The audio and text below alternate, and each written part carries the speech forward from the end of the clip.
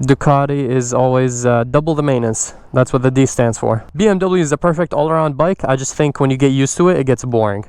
Doesn't have as much character. So the R1 is a nice balance between BMW and Ducati.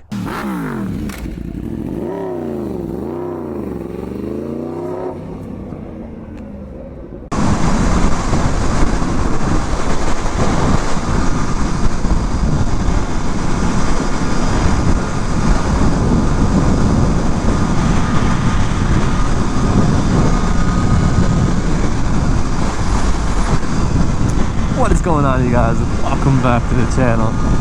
Back with another video on the M1000 single R. And pretty much what we're doing is we're going to drop off the V4S course key. A renter picked it up. For those of you guys that still don't know, I bought this bike and my new V4S course for my rental business that I restarted. Last time I filmed a video with this, I was me and Troy were filming some races and stuff like that. So yeah, I had the bikes and the keys at my house. Well, not the V4S, doesn't fit. I'm glad to know that 9 bikes do fit in my garage. It's absolutely horrible. I can't literally go into my garage without moving a bike. So no, I'm not getting another 9th bike for the personal collection until I move out and get a bigger garage. I mean, I absolutely hate the cold, but look at these views. The clouds look crazy this morning. They're just so bright and pretty.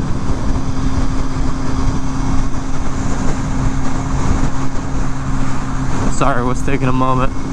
Yeah, I had like 5 hours of sleep, and then I got a call from my business partner that owns the PDM shop,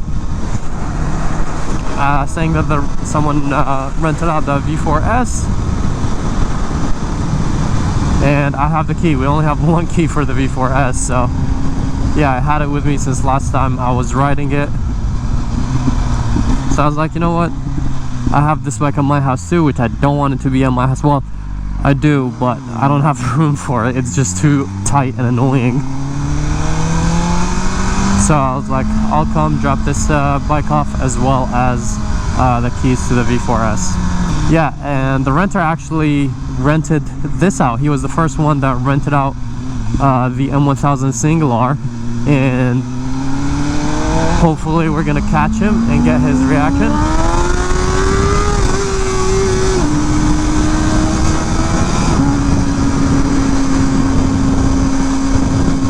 See what he thought about the M1000 single R.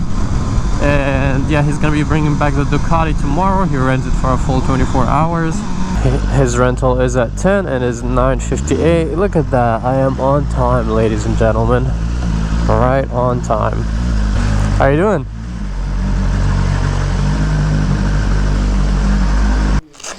Good morning. Good morning. Hi, sorry, how are you doing? Perfect, seeing you again. What do you think? I didn't get the feedback. Oh, I know. From the M1000, yeah. Man, after riding that thing, I was like, okay, I need to rethink this a little bit. It changes your mind, huh? Thank you very much. Because, you know, it has all the features of a sport bike, but then it has the cruisability of like a regular... A naked. Yeah. Crazy bike, way faster than expected, huh? Very much so. Yeah. Like, okay. It goes. I would still want the full fairing. The double R. Protection and stuff. Yeah. But, yeah. That's why I have one of those, and that's what I was riding. I definitely... This is a top bar, whereas that one is a clip-on like this, right? Yes. So that's still a little lower position. Which one? The clip-on? The M1000. The double R? Is that what they call it? Yes, so the full fairing one is double R. Just an R and Yeah. Yeah, okay. So most of like the super sports do have clip-ons. Pretty much all of them, as far as I know, actually. But the nakeds, most of them come with like the bar for, you know, the more comfortable seating position. Yeah, which does make it a little more wobbly. So I personally love the super sports better as well. But it's crazy that thing exists. So It really is. Yeah, it's a cool hybrid. Sometimes I'm like, why did they want to make like a track such a fast naked bike in a comfortable position? Like maybe someone wanted to hit the track and he's like, oh, I want to be comfortable too. So I don't know. Yeah, just picked this one up. I mean, you saw when you wanted to rent it the first time, brand new chain, oil change, everything on it. So bike is very clean. Yeah, it's good to go. It does have a tune on it and an air filter, so it's still like, you know, it feels pretty much like this one. This one doesn't have an air filter, just a tune, but this one, you know, just an air filter. So yeah, it has the race map, the race Evo. I asked Troy about it. I was like, is it cool to run the tune with the stock exhaust? And he was like, yeah, it's just gonna be running a little bit rich, which isn't an issue at all. Apparently it's safe. Yeah, it says Racing Evo when you turn it on. There's no fuel gauge. It's a super sport, bro. So Yeah. it tells you mile range or You gotta something? No, yeah, you have to open that. It doesn't tell you nothing. fill it up and you have like 130 or Yeah, it's 40. no. I wish I never get that much of these. No, I get maybe like 80 to 90. Okay, so real super sport. Yeah, Oh, it's right here on top. I Wow. see it. yeah. So just put like 75, I would say, or yeah, half. Like now, this is a 19, right? 19. So the 18, 19 are the ones with the slim body. Before, back then, the 2019 V4R was the only one with the wings and the slightly wider body. And then the newer ones, they copied the V4R. So they all have like the wider body. They smoothened them out a little bit because everyone was complaining that these were very like aggressive. So they made it smoother and all that. And then, and pretty much, yeah, just changed the body on them. And the new ones changed the body again with the smaller fins, more vents and stuff like that. Complains about a bike being too aggressive. I don't know. I don't know, man. I get it, but like at the same time, I never complain about it. I have the 2019 V4R, so it's like a lot more aggressive than this one since it's like the race bike. So when I ride this one, I'm like, this is actually perfect, you know. And you get the electronic suspension and all that good stuff.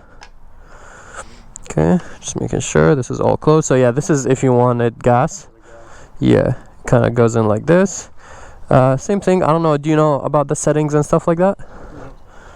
So I'll just walk you through it. Let me check in real quick so it won't take me off the app. Okay, go ahead. This bike is a lot faster than the other one. The Beamer? Yeah, than the BMW. Yeah. So, but besides that, like, I don't know, it's still very smooth bike. You know, you still have the electronic suspension and all that good stuff. So it's still a blast to ride. I like full fairings ones better as well. So I'm excited to see what you think about it. And yeah, which one you're gonna go with? Because last time you were like in between this, the R1, and the BMW. After this, I'll figure out which one I want to go with. Originally, I was thinking the Ducati, but we'll see. Yeah, I'll need to get me an R1 for the rental business so more people can try them out. Yeah, now you have to get them used, right? They're never coming back with the M1R, right? I think there's. R1M. I'm pretty sure they're still making the R1Ms or the R1s. Because right now they're not in the lineup, right? I'm not really sure. I haven't checked. You mean for like 2024? Yeah. I haven't checked 2024, but I know, like, I've seen the 2023 R1Ms and R1s. Oh, really? They still have them? Yeah. Okay. They make them every single year, as far as I know. I think he thought that they had stopped in 22 or 21. The R1Ms? No, they haven't yet. Yeah, they definitely make the 2023. But you've tried one, right? So I have one. I have an R1M too. Yeah.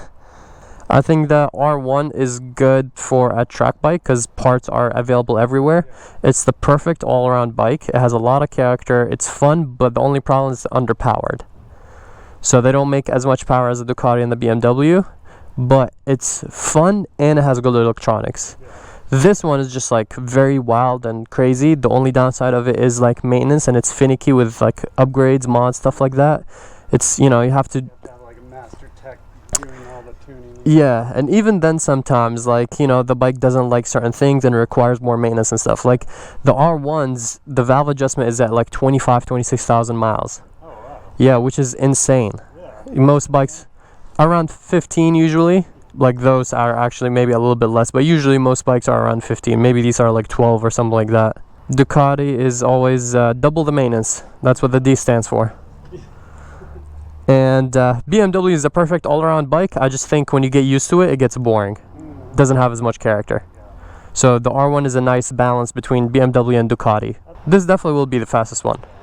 Like they just doesn't make sense. Like when you get on, you'll see like the power just doesn't stop. Like it just keeps going. To give me something to reach for rather than me being like, oh. Yeah. I mean, it depends on also the tracks. Are you doing a lot of like tracks that have like a long straightaways and stuff like that? Yeah, I mean, Fontana, Buttonwillow has... They shut down Fontana. Buttonwillow doesn't have a really long one, but... Yeah, and they shut down Fontana. They did? Yep. Yeah, recently, literally a few months ago. It was the last one. No way. Yeah, I went there a couple times. I used to really like it because it's local. But yeah, so technically the only nearby one that you can go higher speeds is Buttonwillow. But even then, I don't think you need... I've never ridden there, so I don't think you'll need like a 180, 190 plus. So the R1 is definitely... It's fast enough, but you'll definitely like comparing the slowest horsepower liter wise versus the fastest. Don't ride this one because then you won't want anything else. If what you care about is like power, then yeah, this definitely like you'll see the difference. But the R1, like they're just like you've heard, you know, the crossplane engine, that mid-range torque, you just get out of corners like really well. I do feel that. Like when I took the R1 to the track, I just felt super stable and just felt like I'm in control more. When I took my BMW, that bike is definitely a little more like loose and wobbly. And this one is what I've heard is like even worse. It's a very kind of like rowdy bike. Are those carbon or magnesium? No, they're not carbon. I don't think they're magnesium either. They're forged. Yeah, because this is the Marchesini forged. I'm pretty sure they are aluminum. Because I think you can buy like the magnesium ones for a lot more. And the really special models come with carbon wheels. So I'm pretty sure these are, but they are not like the regular, because the regular V4 comes with the cast wheels, which are super heavy. Oh yeah. Yeah, so since this is the S, you have the Öhlins, you know, electronic shock and forks and pretty much the wheels. Yeah. I mean, the wheels alone makes the price difference worth it, because probably a little heavier than me, like 190. I'm 180 actually, like 175, 180. Yeah. I'm 175. So yeah. I'm wondering if that feels good for you. Yeah, it felt good. I haven't ridden it as much, like twisties and stuff like that. You know, I've only ridden it like 2-3 times maybe. But it does feel really good because my V4R, because it's a race bike, it doesn't come with electronic stuff. So that one is like, you know, you can't switch it. It's just always stiff or always like loose, you know. So I definitely like the fact that I can like mess around with that. Whatever And you did to the Beamer, that felt great to me. It felt really stable. so same thing with here. If it was like too stiff, go back to like, for example, Sport or maybe like Street, because you can still ride in the Sport and Street. I think they will in the Street mode. It will cut like the. I'm not sure if it'll cut the power, but it will cut how responsive the engine is. So you'll definitely feel a difference. It's definitely cool. They have so much like technology and electronics. You can do it on the fly. Yeah, exactly. So yeah, the master cylinder, the 17, is so nice. It feels very similar to my M1000 RR, but I think my M1000 has a better one actually.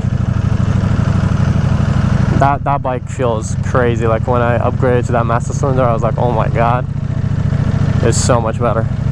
It's so weird riding a Super Sport after riding the Naked. They just feel like so heavy, especially with the Ducatis. It just feels like they don't want to lean as much.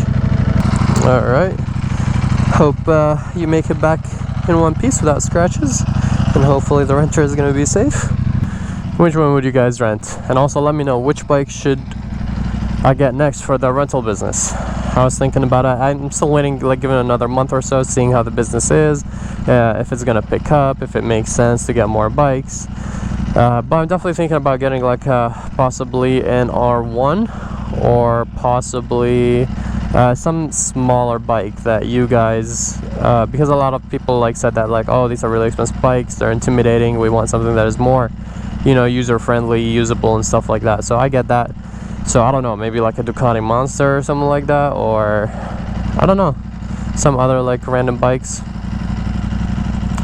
But yeah, let me know which one would you guys think I should get next for the rental business. That's separate than my collection, so I don't mind getting more bikes, you know, maybe just one more for now, to see how, you know, the business is doing, and maybe in the long term, like I eventually definitely want to have like 5 to 10 bikes, and you know, just have them for the rental business. But you know, they're not cheap. I still have to get them under mining and all that, so it either affects my credit or my wallet. So yeah, let me know what you guys think, because you know, this is the only way I can get more bikes now for the rental business without adding to my collection, since I can't keep any more in my house or in my garage. So I think it's a good way, and yeah, hopefully the business does well. It is, you know, starting to be summer. Today is a bit chilly, but the weather is starting to get better, so hopefully more people are going to be riding them and renting them out, and let's see if the business is profitable, or if it's just work for nothing, because it is a lot of work, you know. This way. Enjoy it, have fun, be safe. Appreciate you. We'll have to go riding sometime. Definitely, man, just let me know when you come back. We'll talk about it. I'm always out riding. Have fun.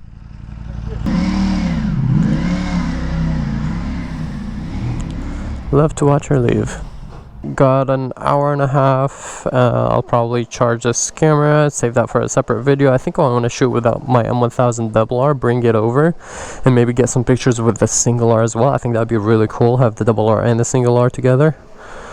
But yeah, hope you guys enjoyed this video. If you did, please drop a like and subscribe, and let me know what bike you guys would like to see for the rental business that you would be interested to ride. Maybe the top comment with the most likes, maybe I'll just get that bike. So yeah, peace out, ride safe, guys.